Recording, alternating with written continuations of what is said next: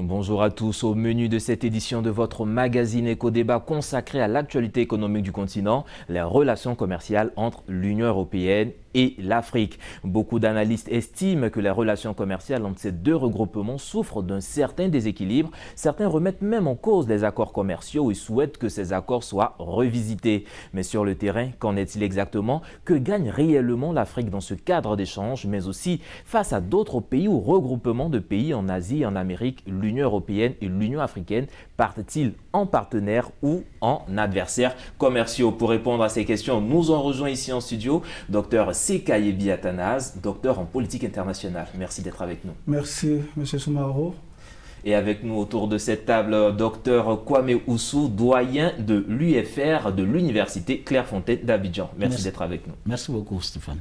Alors, messieurs, d'entrée de jeu, on entend l'Union européenne, l'Afrique ou l'Union africaine. Quel a été ou où est-ce qu'on peut situer le niveau des échanges entre ces deux entités? Merci beaucoup.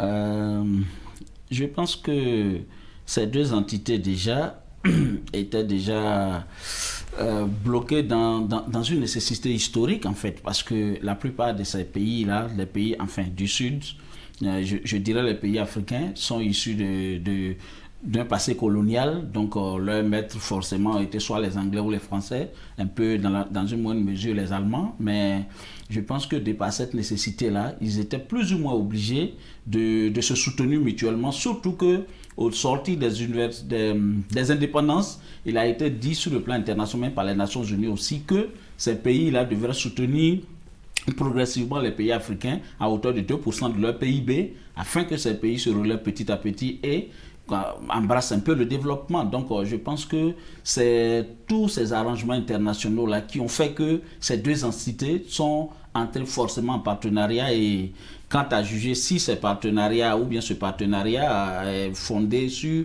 quelque chose d'équilibré, ça je pense que la suite du débat nous le dira. Merci beaucoup. La suite du débat nous le dira, oui. Mais beaucoup remettent en question justement ces cadres d'échange entre l'Union européenne et l'Afrique. Qu'est-ce qui peut expliquer ce fait?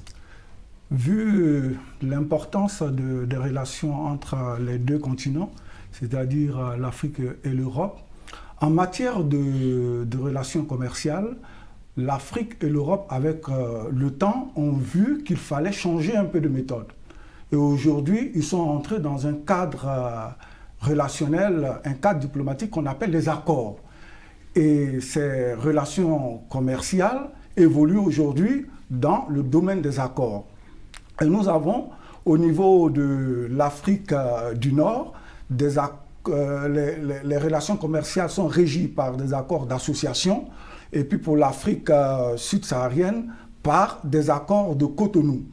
Et nous allons aborder un peu, pour éclairer la lanterne de nos téléspectateurs, ce qu'est un accord. L'accord d'association, qu'on abrège AAA, est un accord entre l'Union européenne et un pays tiers comprenant un cadre de coopération où les accords concernent le développement de liens politiques, commerciaux, sociaux, culturels et sécuritaires. En ce qui nous concerne aujourd'hui, c'est l'accord commercial. Et c'est parce que, avec l'évolution du temps, ils ont vu qu'il y avait des choses à améliorer au niveau commercial et qu'il fallait faire en sorte que chacun, de part et d'autre, puisse sortir bénéficiaire. Et d'où la nécessité de se retrouver au cours de sommets, au cours des réunions, pour recadrer les choses et revoir la ligne en matière de relations commerciales. Et justement, on revoit la ligne. On a vu qu'en mi-février 2022, il y a eu un sommet Union européenne, Union africaine, où au cœur du débat, c'était encore cette manière de repenser les relations commerciales entre l'Afrique et l'Europe. Absolument. Je pense que ce sommet qui s'est tenu les 17 et 18 février dernier, je pense que ça a été un peu un prélude à quelque chose, parce qu'il y a beaucoup d'intellectuels africains qui ont commencé à se plaindre que ce type de partenariat est un peu déséquilibré. Ça veut dire que le partenariat ne favorise que les pays européens à cause non seulement de leurs besoins, de leurs intérêts et de leur puissance surtout. Donc, il y a eu quand même une petite levée de boucliers pour dire que non, il faut qu'on renégocie les choses et tout. Donc, je pense que c'est sur cette base-là que les Européens m'ont convoqué, parce que c'est lui qui a convoqué la réunion. Les Européens ont convoqué les Africains afin que une nouvelle stratégie soit mise en place. Aujourd'hui, tout le monde parle comment on appelle ça? On parle de Global Gateway, parce qu'on veut quand même essayer de recentrer les choses, recadrer le débat à propos de comment peut-être rendre ce partenariat-là efficace pour les deux parties.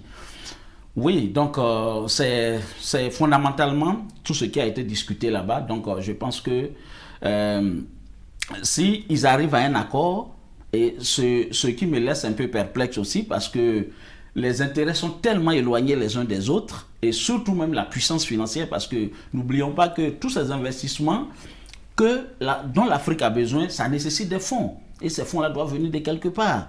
Mais jusque-là, l'Afrique est en incapacité de pouvoir fournir ces fonds. Donc, en termes de coopération sur un pied d'égalité, en tout cas, permettez-moi d'en douter.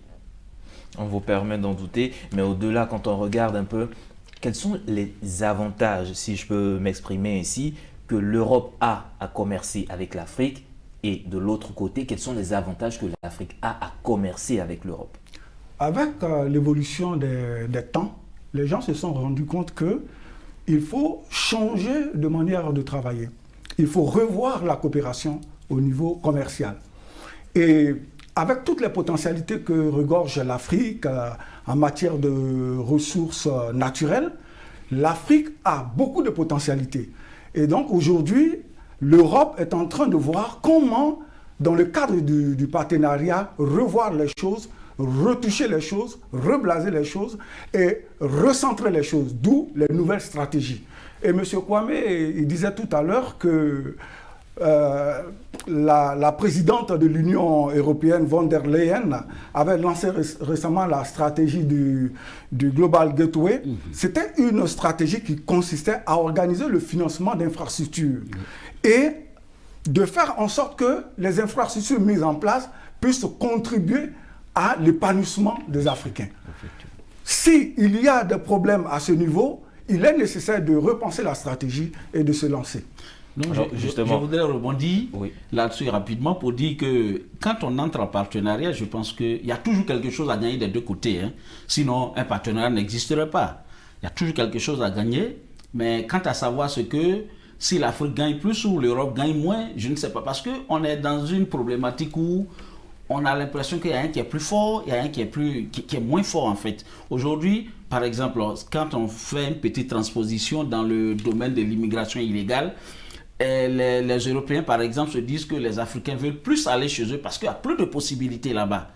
Les Africains eux-mêmes ignorent qu'il y a plus de possibilités chez eux, mais justement parce qu'ils n'ont pas les moyens de transformer même ces matières premières dont elles regorgent en fait. C'est ça le problème.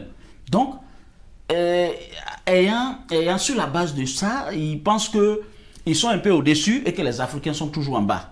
Parce qu'on est toujours en train de tendre la main, en train de donner nous les moyens technologiques, donner nous les moyens financiers afin que nous puissions nous développer. Même au cours de ce sommet, il y a un problème de 150 milliards d'euros qui a été soulevé, qui devait être payé depuis longtemps, mais jusqu'ici, il n'y a encore rien. Donc, certains pays africains sont dans l'attente de ces fonds-là en vue de lancer certains grands projets d'infrastructure et tout. Donc, vous voyez un peu déjà la configuration que ça donne dans ces deux échanges-là. Il y a un qui est au-dessus et il y a toujours un qui sera toujours en bas. Alors permettez-moi, quand je posais la question tout à l'heure des avantages des uns et des autres dans ce cas de partenariat, c'était un peu pour faire ressortir le volet, est-ce que l'Afrique n'a pas avantage à aller commercer avec la Chine, les États-Unis, autres que l'Union européenne? Justement, je pense que on est arrivé à un point où il faut quand même diversifier ses partenaires commerciaux. Et c'est ce que l'Afrique fait en fait. Mais le problème c'est que les niveaux de développement, déjà, les niveaux financiers, les niveaux en termes de puissance sont complètement différents en fait. Même si l'Afrique fuit l'Union européenne pour aller vers les États-Unis ou bien la Chine, ce sera toujours la même chose. Parce qu'il y a une chose que j'ai apprise au cours, quand je faisais mon master à Tokyo, en relations internationales, les États n'ont que des intérêts en fait. Donc, l'Afrique ne doit pas se leurrer pour dire non, oui, les Européens nous ont berné, nous on se tourne vers la Chine. Non, la Chine n'est pas là pour faire l'enfant de cœur en fait. Donc, ce qu'on doit comprendre, c'est que même si on doit aller dans un échange, il faut qu'on aille avec un blue chip, ça veut dire quelque chose qui va constituer une valeur ajoutée que nous pourrons transformer sur lequel nous pourrons nous appuyer peut-être pour influencer les décisions, parce que tout est question de décision. On a l'impression que les Africains sont là tout le temps en train de se plaindre.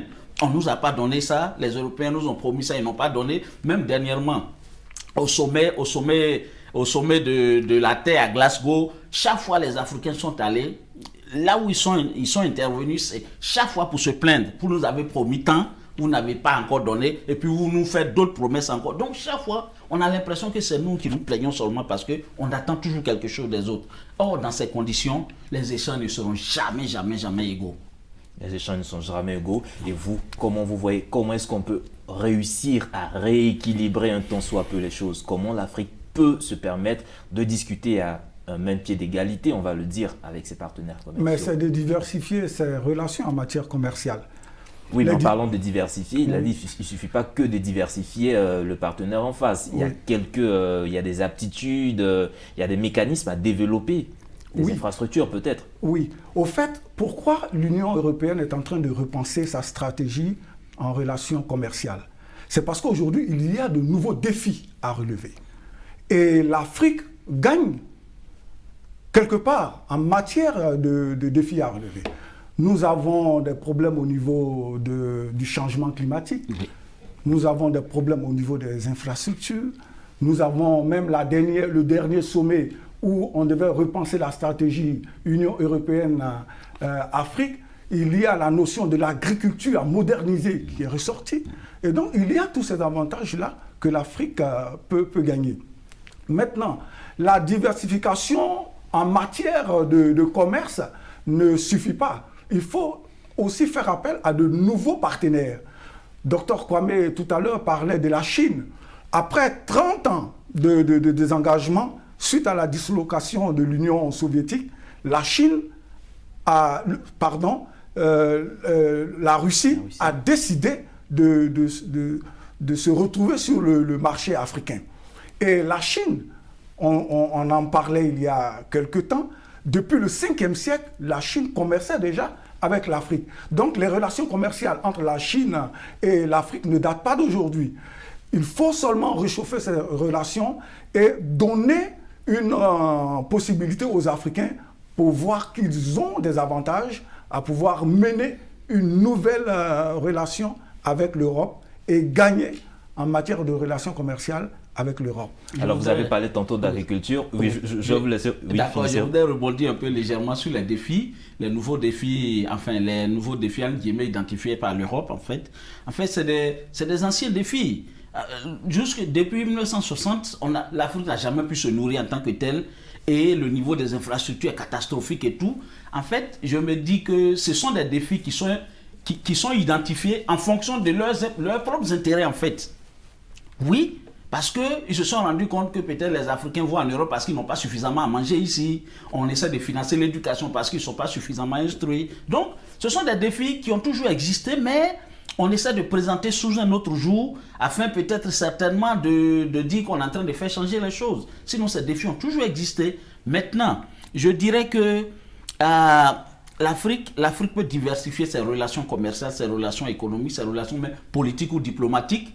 Mais il ne faudrait pas qu'il devienne, du moins le continent, il ne faudrait pas qu'il devienne un nouveau champ de bataille. Parce que je me dis que même les Européens qui essaient de parler de Global Gateway, les Américains qui parlent de, comment on appelle ça, le Blue Dot Network, quelque chose comme ça, c'est parce qu'ils ont vu que la Chine a commencé à avoir du terrain. Donc l'Afrique est devenue un nouveau champ de bataille.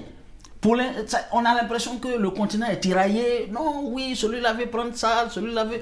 Mais nous, ce que nous n'arrivons pas à faire, c'est de pouvoir certainement mettre le doigt ou bien identifier ce qui pourrait constituer notre force. Quelque chose qui nous permettrait de nous asseoir à la table des grands et de discuter d'égal à égal avec ces puissances-là. Parce que quand les gens viennent avec leurs milliards, ah oui, non, donnez, ah oui, mais c'est pas gratuit en fait. Et ça ne sera jamais gratuit. D'ailleurs, même si c'est gratuit, c'est une malédiction en fait.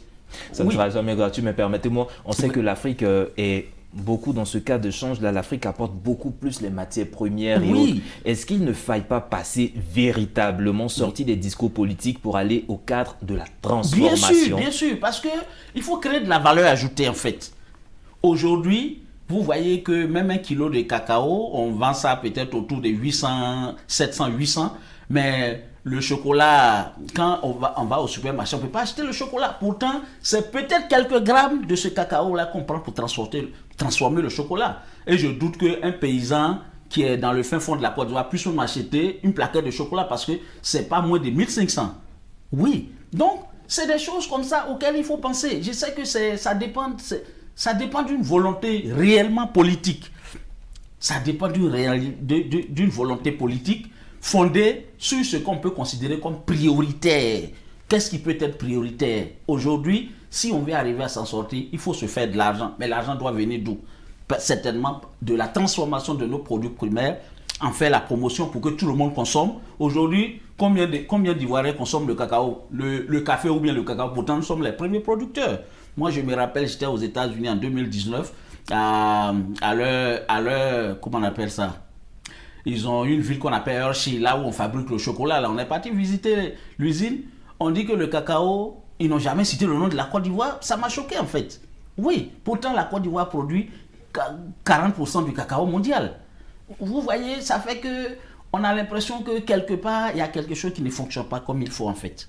Donc c'est la transformation au moins primaire de ces produits, en faire la promotion pour que les Ivoiriens eux-mêmes consomment la chose. Parce que si on produit qu'on ne consomme pas, on le produit pour les autres, ça ne résoudrait jamais le problème. On ne produit que pour les autres, mais quand on regarde un peu comment l'Union européenne en griffe attaque le marché asiatique et comment l'Afrique se présente face au marché asiatique, est-ce qu'on peut dire que ces deux entités partent en tant que partenaires face à d'autres conquêtes ou bien en rang dispersé en adversaires? En matière de partenariat, les pays, les continents ont le libre choix.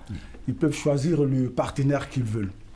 Si le sommet UEA et UE a eu lieu, c'est parce qu'il fallait repenser ce qui n'allait pas. Il fallait retoucher et boucher les trous qui sèment la confusion dans cette relation. Aujourd'hui, nous savons que dans le cadre des relations commerciales, l'Afrique est au centre de la compétition géopolitique. Et même au niveau de l'Union européenne, avec les 27 pays des États qui composent l'Union européenne, il y a 10 pays qui ne pensent pas de la même manière que les autres. Il y a 10 pays qui, parmi eux, on a l'Allemagne, qui pense qu'il faut penser à une stratégie de l'Afrique en matière d'autonomie. Et nous disions récemment dans nos discussions, lorsque j'étais à Séoul en 2018 pour discuter sur les opportunités de l'Afrique, j'ai dit que ce qu'il faut à l'Afrique, c'est de permettre à l'Afrique d'être un État autonome. Et si l'Afrique est autonome, les pays africains sont autonomes, ça veut dire qu'on passe dans la phase de l'autonomisation du continent africain. Et Dr Kwame en parlait. À quoi ça sert d'être assis sur des richesses si vous n'êtes pas capable de les transformer? Et c'est ce qui explique la pauvreté de l'Afrique. Et c'est ce qui explique la négativité en matière de mentalité des Africains. Et donc, ces 10 États, ces 10 pays sont des pays qui rentrent dans notre vision quand nous pensons qu'aujourd'hui, il faut aller à l'autonomisation. Il faut permettre aux Africains de transformer leur matière afin de gagner en matière de partenariat et d'aller d'égal à égal. C'est pas que je voudrais rebondir rapidement sur ce que vous avez dit. Vous avez dit que est-ce que l'Afrique ne profite pas de ce partenariat avec l'Europe en fait? Je pense que l'Afrique, d'une façon comme d'une autre, un partenariat, comme je l'ai dit, c'est toujours du gagnant-gagnant en fait. Mais la question se pose quant à savoir qui gagne plus que l'autre. Et je reviens sur le fait que généralement, les rapports entre l'UE et l'Afrique, c'est dans le cadre d'un partenariat signé, on parle d'ouverture de marché et tout, même dans le cadre de l'AGOA aussi, c'est des privilèges qu'on accorde à ces pays-là. Mais est-ce que l'Afrique peut vraiment en bénéficier? Quand on sait qu'on n'a pas la technologie qu'il faut, tout doit venir de là-bas, on n'a pas la formation qu'il faut, parce que des gens qu'on forme ici qu'on ne peut pas utiliser, ça c'est encore plus difficile de rivaliser avec les autres. Donc, on a beaucoup de handicaps en fait. Il y a des choses, on a l'impression qu'on est dans une course, mais sur notre parcours, on n'a que des obstacles. Il faut sauter, et arrivé à un moment, on n'arrive pas à sauter et on tombe. Donc moi, je pense que si on ne prend pas la peine de résoudre les problèmes qui sont de façon inhérente à notre façon de voir les choses, à notre façon de gérer nos marchés, à notre façon de gérer peut-être notre population et tout, je dirais, il faut déblayer d'abord, il faut faire le vide en soi d'abord, avant de pouvoir aller vers les autres. Sinon, ce sont ces failles-là que les autres vont exploiter à tout moment. On va récolter les matières premières, on va leur donner, ah non, on achète ça à vil prix, on transforme ça et on vend ça peut-être encore plus cher. Donc, tant qu'on n'aura pas certainement réussi à maîtriser notre destin à travers peut-être en ayant une agriculture vraiment productive et vraiment autonome, en formant les gens, en les utilisant, au besoin, en les exportant aussi, oui, à créer même des petits pôles économiques afin de pouvoir permettre aux gens de s'en sortir, ce sera vraiment difficile qu'on aille à un partenariat à l'extérieur et qu'on soit gagnant. On part toujours perdant en fait. Seulement peut-être ce qu'on peut faire, c'est de réduire ses pertes. Oui. Réduire ses pertes, mais tout à l'heure, Dr Seka, vous parliez de cette transformation agricole, ne plus passer aux matières premières simples, mais de la valeur ajoutée. Est-ce que dans ce cadre-là, les politiques africaines, même les États qui devaient reverser un certain pourcentage de leur PIB, je crois, de leurs revenus au niveau de l'agriculture, est-ce qu'au niveau endogène même, cela est fait? Est-ce que les États eux-mêmes arrivent à respecter leurs engagements internes avant de se lancer, de bomber le torse, comme on va le dire, face aux autres? En matière de stratégie politique, le leader politique a sa vision politique. Sinon, comment expliquer qu'aujourd'hui, la quarantaine, je tends vers 50 ans, nous continuons à utiliser encore la machette dans nos plantations? Il faut une volonté politique pour y arriver. Et nous avons des exemples très concrets de Chinois qui achètent le matériel, qui le démontent, qui voient comment ces choses-là fonctionnent et qui les remontent. Nous n'avons même pas d'entreprise d'assemblage. C'est par là qu'il faut commencer. Monter, démonter, et puis maintenant on passe à la phase de la création. Et en matière de technicité et d'innovation, vous avez deux possibilités. Soit vous faites ce qu'on appelle un plus-value, c'est-à-dire l'innovation, soit vous créez. Mais ce qui serait intéressant, c'est de faire en sorte qu'on puisse arriver à maîtriser la création. D'où partir d'abord de l'assemblage et puis ensuite créer. Et donc il faut une volonté politique réelle.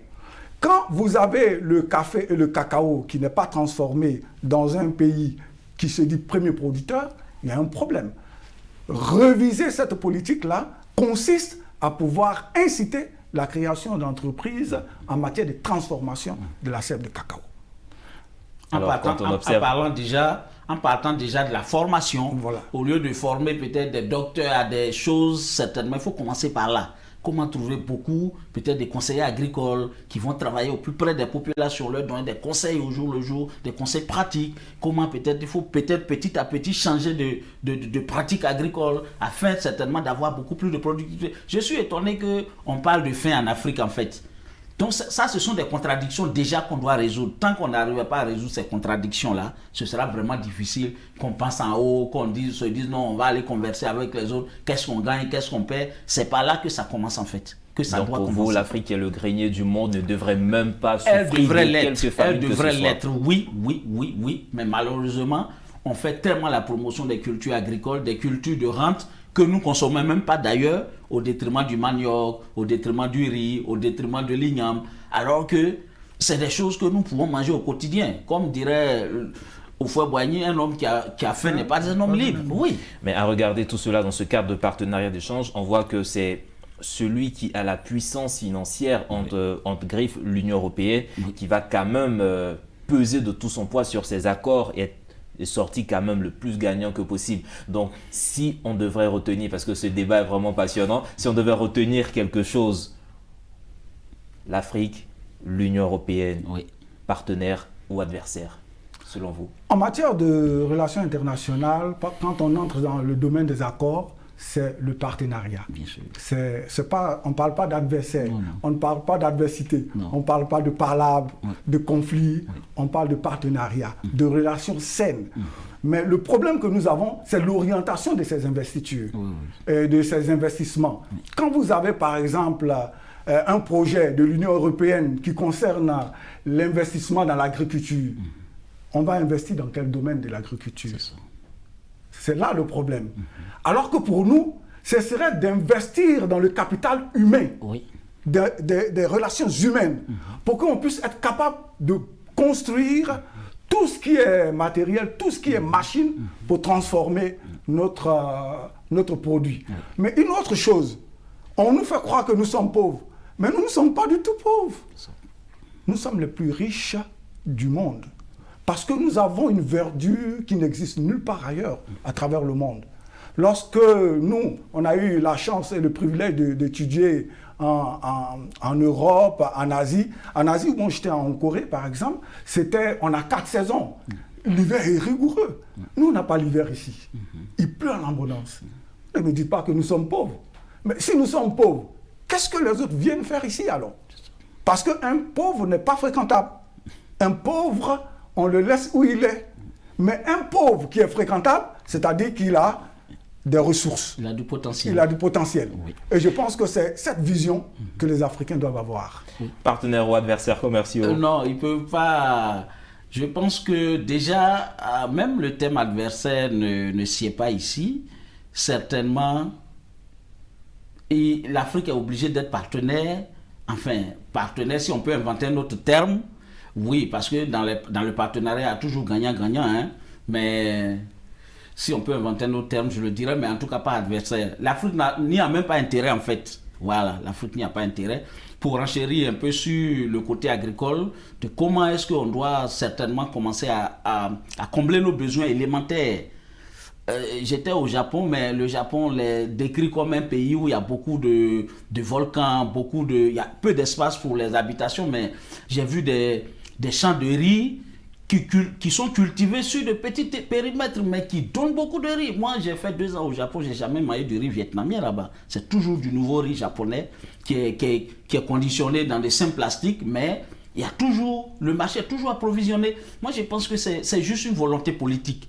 Il faut qu'on prenne cette décision nationale, vraiment souveraine, pour dire que voilà, là où nous pouvons passer pour nous développer, pour nous affranchir un peu de ce que nous pouvons entendre de l'extérieur en fait. Voilà. Quelques indications, merci en tout cas pour vos contributions. L'Union européenne et l'Afrique sont des partenaires. Maintenant, quitte à voir ce qu'on met dans ce partenariat et comment l'Afrique peut s'en sortir et profiter au maximum de ce partenariat. Pour en parler, nous étions avec Dr Kwame Oussou, doyen de l'UFR de l'Université Clairefontaine à Abidjan, et avec lui Dr Sekayebi Atanas, docteur en politique internationale. Merci encore pour vos contributions. Mesdames et messieurs, vous pourrez retrouver cette émission sur notre site internet www.mediantv.com. Agréable suite de programme sur nos antennes.